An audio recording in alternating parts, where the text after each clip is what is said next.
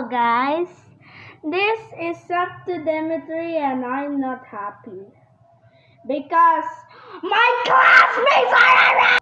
So they are bullying me because they have been bullying me because I am saying 6'7". But the reason why I am saying 6'7" is because that I cannot escape it. Everywhere I look, there is numbers that I see 6'7", but they bullied me. It's just an instinct now for me to say 6'7". So I am going to expose them.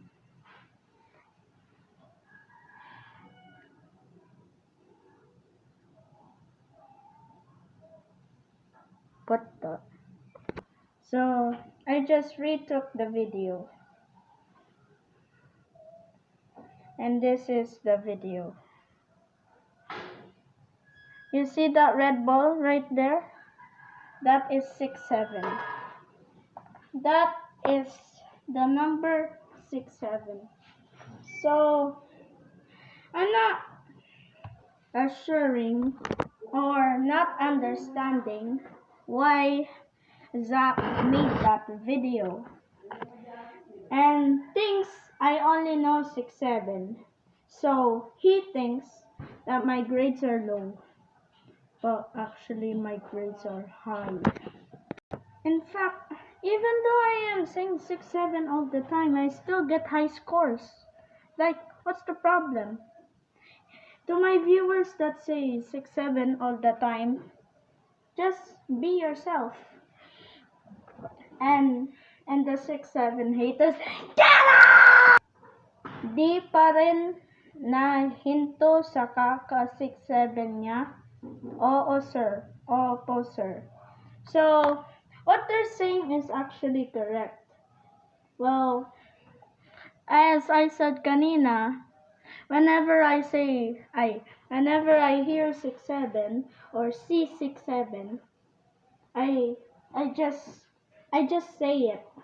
It's an instinct now. So, and as I said kanina, to those who are always saying 6'7", just be yourself. But to those who hate 6'7", you must die. Okay. So, pag nagbibilang kami, tapos nag-6'7". Okay. So, what this means is, when we count, as we count, we hear Dimitri say 6'7". Kung wari, ilan yung Katoliki? I don't know what's Katoliki. Nagtaas kami ng kamay, tapos nag-6'7" siya, sir.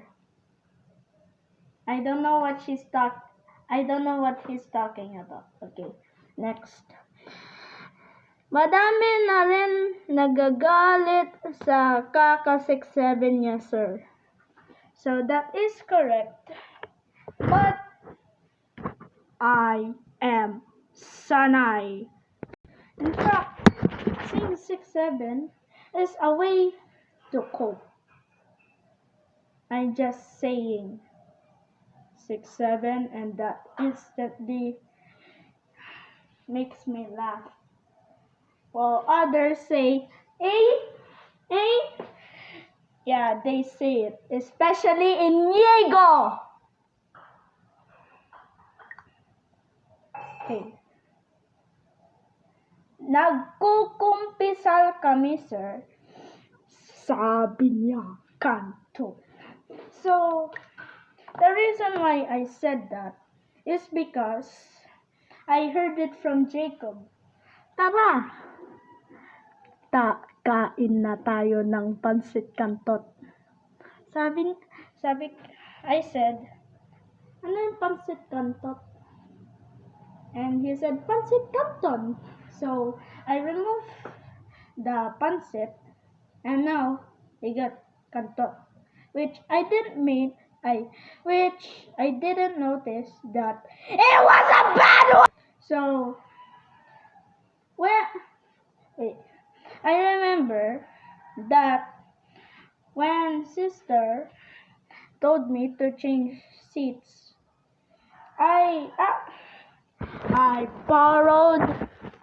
I asked if I could borrow a pen, but none of them borrowed me. So I had no reason. Oh wait, no. I had nothing to do because I said canton. Sana, I was going to say, sana, I said canton in front of Isaac and Jacob.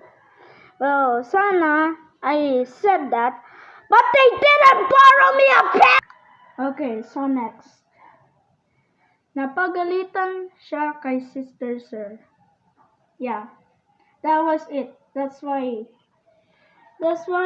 nalipat ako ng upuan. Ibig sabihin, or what that means, I got transferred into a new seat. So, guys, especially my classmates, if you are watching this, please stop bullying me.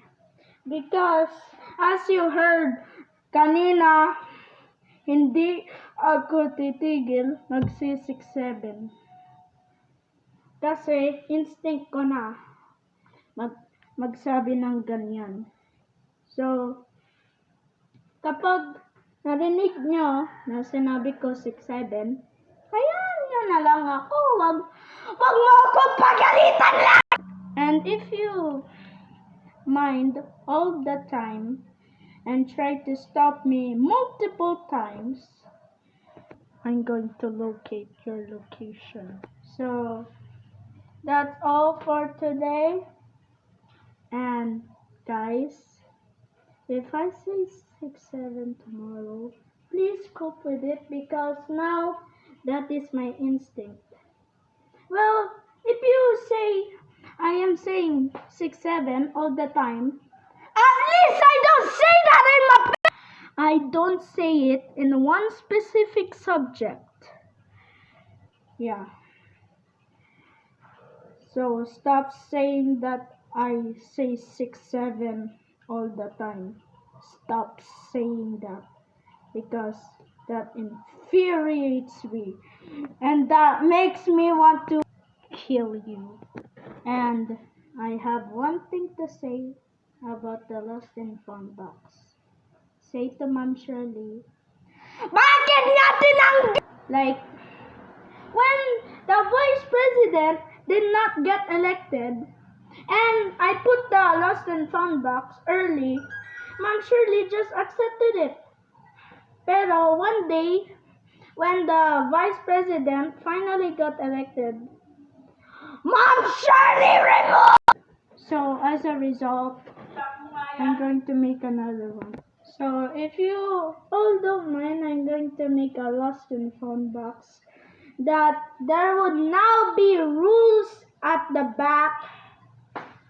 So please do not sit on it. Please do not steal. You can put lost money found. Just put it in the rightful owner. And as well as the other things. And number 4, do not lie about what is your things and what is not. Those are going to be the rules. And Michael, if you dare sit on it again, I'm going to pop. So that's it all for today. It's been 9 minutes and 40 seconds and see you in the next video. You cannot stop me for saying 6-7.